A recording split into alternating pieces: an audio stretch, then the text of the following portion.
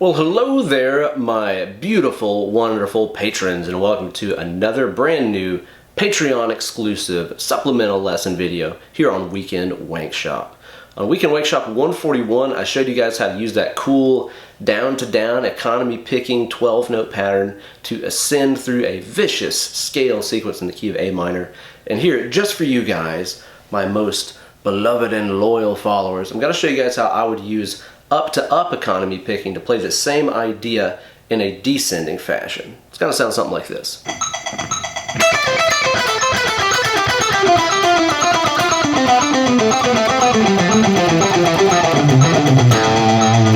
So that was 16th notes at 120 BPM, and it's essentially the same 12-note phrase as what we learned in the original video, but in a descending fashion instead. Now, because we're descending, we're going to use a completely different style of economy picking than what we used in the original video. If you guys will recall, in that video I talked about how that uses down-to-down pick slanting, which is kind of the characteristic of downwards pick slanting. Guys like Eric Johnson, cats like that use this, because since their pick is already kind of at this sort of angle, kind of pointed up, that means that, you know, just like how we talked about with the paintbrush goes down the wall smooth, right? Well, whenever you're painting the wall and you're going up, what do? You turn the brush this way, right? Because again, it's going to go with the flow a little bit better. It doesn't take an extreme angle, you know, but even just a little break like that makes that uphill motion a little bit easier. So as we descend through this lick, I want you guys to have your pick in kind of an upwards pick slanting fashion.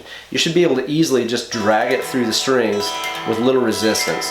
If it feels really stiff, and you can really hear it getting snagged on the strings, it probably means you don't have any of this angle going on. It probably means your pick is too neutral, or you're still in kind of a downwards pick slanting kind of position. Again, don't pet the cat the wrong way. Go with the flow, okay? So as we play through this, you're going to have your pick in that upward pick slanting position. Here's the first phrase. And what I'm doing here is I'm playing the 12, 10, and 8 on the high E string twice, starting with a downstroke. If you guys remember, the original lick started with an upstroke when we were ascending, so everything is going to be reversed here. Start with a downstroke. So we're going down, up, down, up, down, up. So we just ended on an upstroke, right? So we'll carry that upstroke through onto the B string here on the 12th fret. So 12th fret B, upstroke. Downstroke on the 10th B. Okay? Down, up, down, up, down, up, up, down. One more time. Down, up, down, up, down, up, up, down.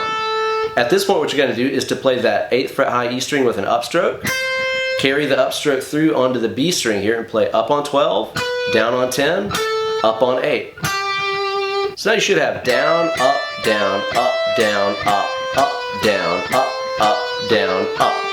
So again, ending with an upstroke is what this is going to feel like. Take just that phrase and practice it as a little fragment on its own for a while.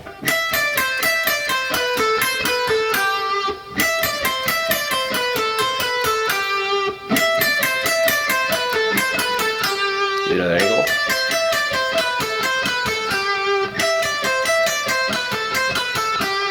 Now at this point, what we're going to do is to play the second lick. I didn't do the position shifts in this one. I thought I'd make this a little bit easier because honestly, myself and most other players struggle more with the up-to-up thing. So I wanted to keep the left-hand changes to kind of a minimum right here. So we're not doing position shifts like we did in the original lick. So what we're going to do for the next fragment here is to play down that B string. We're going to play 12, 10, and 8 two times, starting with a downstroke. Down, up, down, up, down, up. Carry your upstroke onto the 10th G, down on 9, up on 8B, carry the upstroke through onto 10G, down on 9, up on 7. Okay, so now we get to the next part. So this is me playing down the G string here. I'm playing 10, 9, and 7 twice, starting with a downstroke. Carry that upstroke on the 10th D, down on 9, up on 7G, up on 10D, down on 9, up on 7.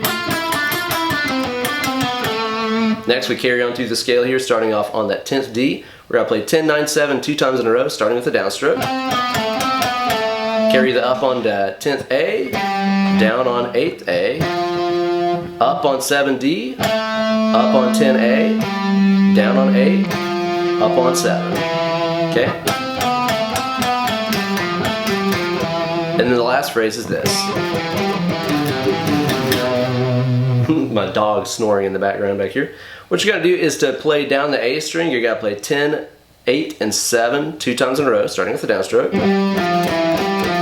Carry your up onto your 10th low E, down on 8, up on 7th A, up on 10th E, down on 8, up on 7, and then for resolve, I ended on the 5th fret low E string, the A note, the root note of the scale, and that will be on a downstroke. So the entire phrase should sound something like this, starting with a downstroke.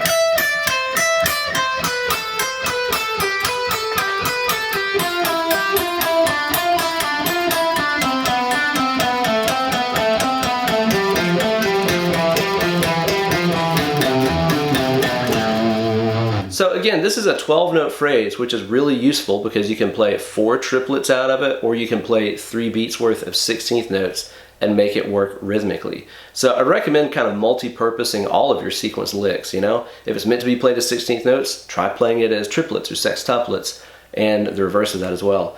I've got my metronome set here at 80 BPM, and here's that lick would sound as triplets. Check this out.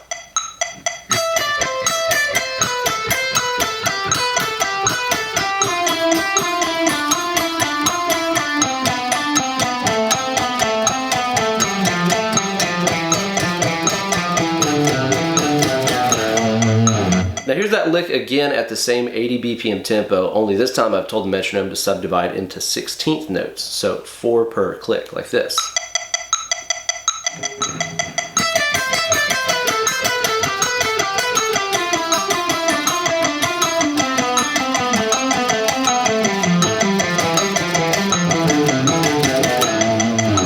Things I like to do to practice this stuff is just set my metronome to whatever BPM I'm looking for. I've got it set at 100 right now with no subdivision. So you're just hearing the quarter note pulse. And try practicing that lick as triplets over this pulse, then try practicing it as 16ths over the same pulse with no subdivision.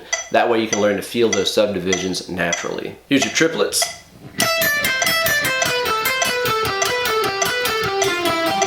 Triplet, triplet, you know.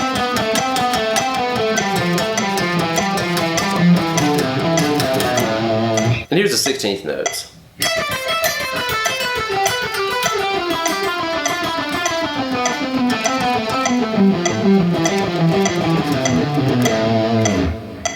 You can even mix them up if you really want to challenge yourself here. Start with triplets, then go to 16s.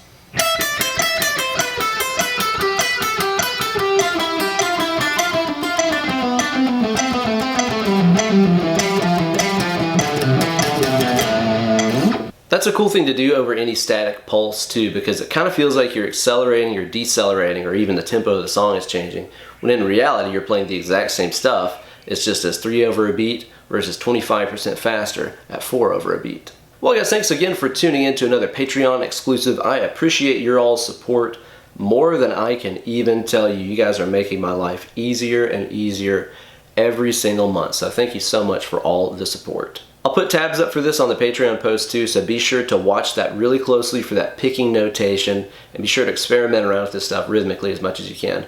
Hell, this is also a great sequence to practice your alternate picking with, because that would get into kind of like a two-way pick slanting sort of thing. So yeah, just try to alternate pick your way through the whole thing, and that'd be a good exercise too. Thanks again for tuning in. Now, pick up your guitar and go practice. Less clicking, more picking.